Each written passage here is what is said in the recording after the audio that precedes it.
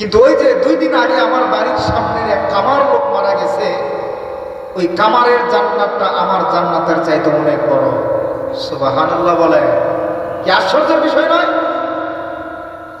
হ্যাঁ পাইছি আলহামদুলিল্লাহ, কিন্তু ওই যে 2 দিন আগে আমার বাড়ির সামনের এক কামার লোক মারা গেল, ওই কামারের জান্নাতটা আমার জান্নাতের চাইতে অনেক বড়। সকালবেলায় আল্লাহর ওলির যখন ঘুম ভেঙে গেছে, আল্লাহর ওলি পেরেশান হয়ে গেছে, কামারের জান্নাতটা আব্দুল্লাহ ইবনে মুবারকের জান্নাতের চাইতে কেমনে বড় হয়, কি কারণে হয়, তথ্য আবিষ্কার করা দরকার। লোকটা তো আলেম না, সে লোহা পিটায় কামান। লোকটা তো আবেদ না, সে সবসময় ইবাদত করে তাও না, সবসময় সে লোহা বাইরায়, লোহা পিটায়। তার জান্নাত আব্দুল্লাহ ইবনে মুবারকের জান্নাতের চাইতে কেমনে বড় হয়, কি কারণে হয়, তথ্য আবিষ্কার করা দরকার। সকালবেলায় আল্লাহর ওলির যখন ঘুম ভেঙে গেছে, তো পেরেশান হয়ে গেছে,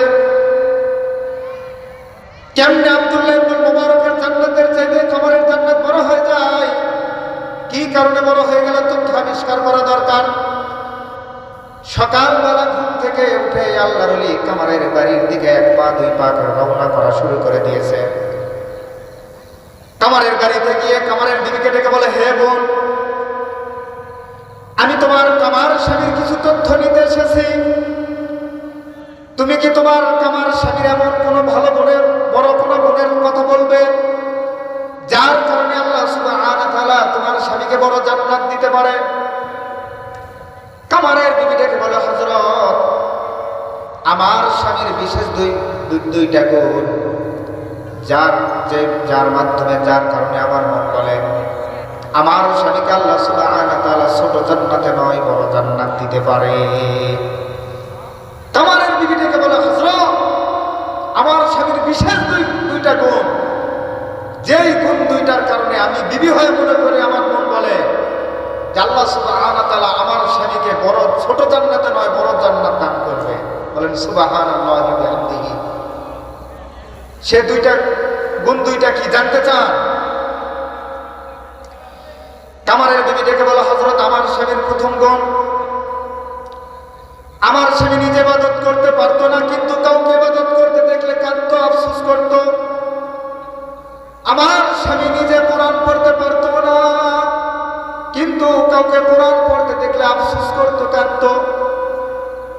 আমার স্বামী নিজে নামাজ পড়তে পারতো না, কিন্তু কাউকে নামাজ পড়তে দেখলে কাঁদতো, আফসোস করত।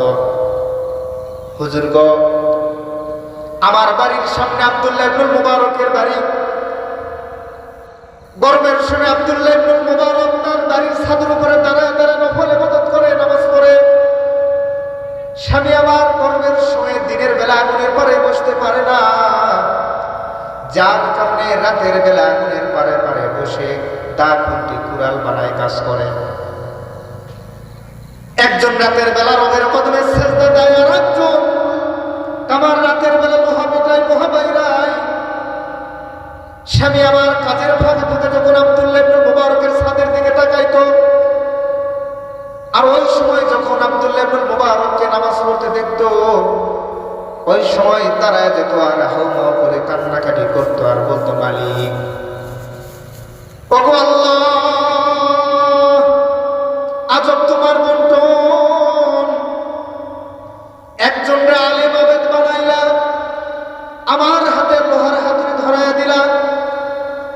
ও মালিক, তুমি যে আমার হাতে লোহার হাতুড়ি ধরাইয়া দিছো, এই জন্য আমি নারাজ না, মালিক নারাজ না,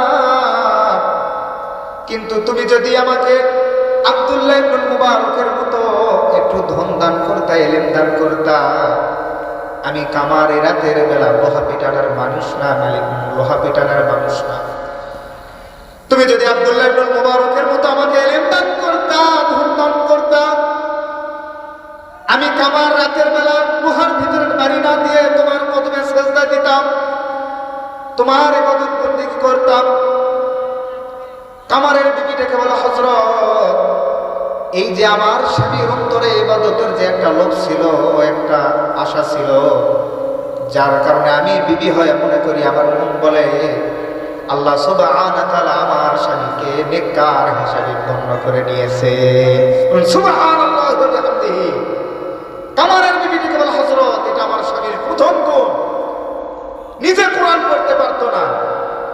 কাউকে কোরআন পড়তে দেখলে আফসোস করতো, হাউমাউ করে কান্নাকাটি করতো, নিজে নামাজ পড়তে পারতো না, কাউকে নামাজ পড়তে দেখলে আফসোস করতো, কান্নাকাটি করতো। কিন্তু আজকে বড় দুঃখ আর পরিতাপের বিষয়, আজকে নামাজের পর নামাজ চলে যায় আপনার আমার কাছ থেকে, কিন্তু কিঞ্চিত পরিমাণ কোনো আফসোস হয় না। কি আফসোস হয়? আফসোস হয় না। কিতাবের ভিতরে আসছে, নেক নিয়তে, খালেস নিয়তে যদি অন্তত আফসোস অন্তত যদি করতে পারতাম, আল্লাহ সুবহানাহু ওয়া তাআলা আপনাকে আমাকে নেককার হিসেবে গণ্য করে নিয়ে নিত। কিন্তু কোনো প্রকার কোনো আফসোস হয় না, বড় দুঃখ আর পরিতাপের বিষয়। কামারের দিকে ডেকে বলে, হযরত, এটা হলো আমার স্বামীর প্রথম গুণ। কামারের বিবি ডেকে এবার বলে, হযরত, আমার স্বামীর দ্বিতীয় গুণ হলো, আমার স্বামীর কাজ করার সময় যখন আল্লাহ সুবহানাহু ওয়া তাআলার নাম শুনতো, আওয়াজ আসতো, ওই সময় আমার স্বামীর অন্তরে, আমার স্বামীর শরীরে আর কোনো প্রকার কোনো শক্তি থাকতো না। আমার স্বামী যখন লোহার ভিতরে বাড়ি মারতো, কাজ করতো, ওই সময় যদি আযান কানে আসতো, আমার স্বামীর হৃদয়টা কাঁপে উঠতো, থরথর করে কাঁপতো। আযান শোনার পরে আমার স্বামী কাজ করার মতো আর কোনো প্রকার কোনো শক্তি তার শরীরের ভিতরে থাকতো না। লোহার হাতুড়ি দ্বারা যখন লোহার ভিতরে বাড়ি মারতো, ওই সময় যদি আযান কানে আসতো, হাতুড়িটাকে আর সামনের দিকে ফালাইতো না, পিছনের দিকে ফালাই দিত, আর ওইখানে দাঁড়ায় যেত, দাঁড়ায় বলতো, আল্লাহ। এই লোহার হাতুড়ি দ্বারা লোহা বাইরাই, যার কারণে মানুষ আমাকে কামার বলে বলে ডাক দেয়। ও মালিক, তুমি তো দেখলে লোহার ভিতরে বাড়ি মারার চাইতে তোমার কদমে সেজদা দেওয়ার গুরুত্বটা কিন্তু আমার কাছে বেশি। তুমি তো লক্ষ্য করলে, তুমি তো দেখলে মালিক, লোহার ভিতরে বাড়ি মারার চাইতে তোমার কদমে সেজদা দেওয়ার গুরুত্বটা কিন্তু আমার কাছে অনেক বেশি। কাল কিয়ামতের কঠিন ময়দানে মাহশারে সকলেই আমাকে কামার বলে বলে ডাক দিলেও মালিক, তুমি যেন আমাকে কামার বলে বলে ডাক দিও না। কাল কিয়ামতের কঠিন ময়দানে তুমি আমাকে তোমার একটা বান্দা বলে ডাক দিও, তাহলে আমার এই দিলে শান্তি আসবে, আমার দিলে কোনো প্রকার কোনো আফসোস থাকবে না।